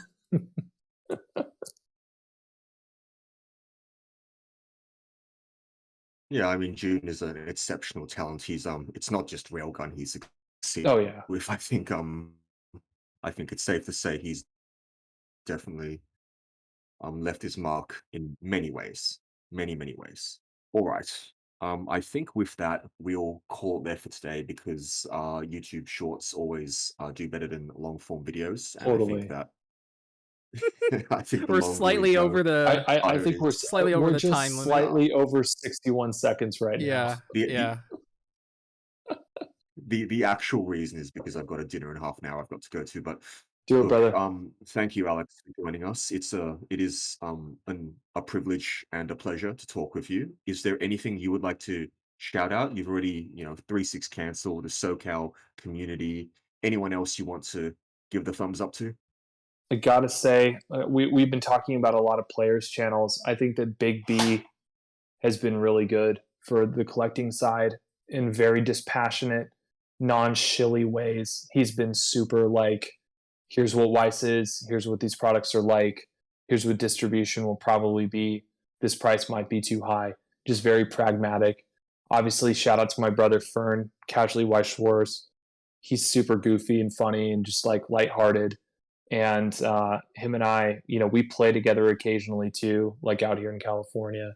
So yeah, man, I don't know. The Weiss community is like, my toes are in a lot of different online communities because I cross collect, and Weiss is just this retreat for me from the drama in other spaces. Like I just feel like we have such like a kumbaya kind of atmosphere right now that is missing from Pokemon, Yu-Gi-Oh, Apex Legends, like literally every other space that I'm in proximity to. Twitch in general right now. Oh boy. Let me tell you, just last thing, the IGN originally really scared me because once I knew it was actually happening, I was horrified of being the ambassador of players. That shook me to my core because a part of me had a lot of imposter syndrome where it's like you have guys that have been playing this game for 10 years and they're going to click this video and some guy, is going to be here. Like, you know what I mean? Like, am I going to say the right things? Am I going to communicate concepts the right way? That was a very, very big challenge for me. My goal with this video was that there will not be one hate comment from a player.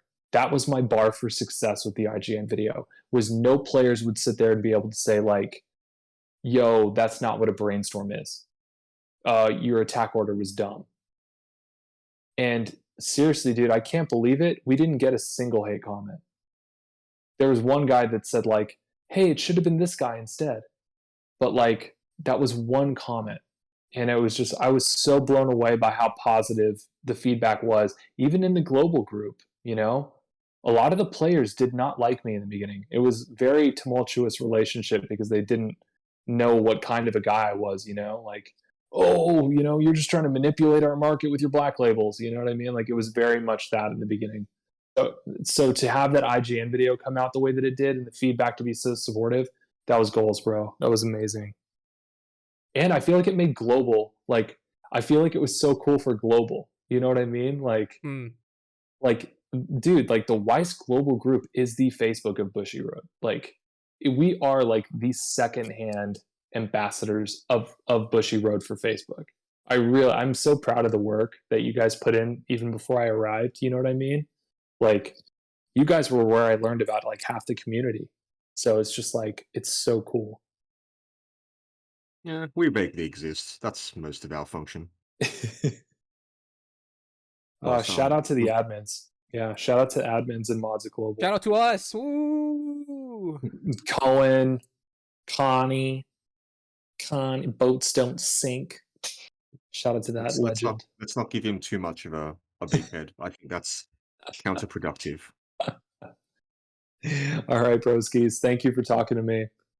No, it's That was been real. Thank you very much for coming on. It was a real pleasure to talk to you, and hopefully this doesn't mark the end of it. And thank you for your contributions to everything. Yeah, bros. We'll talk soon. Ciao. Peace.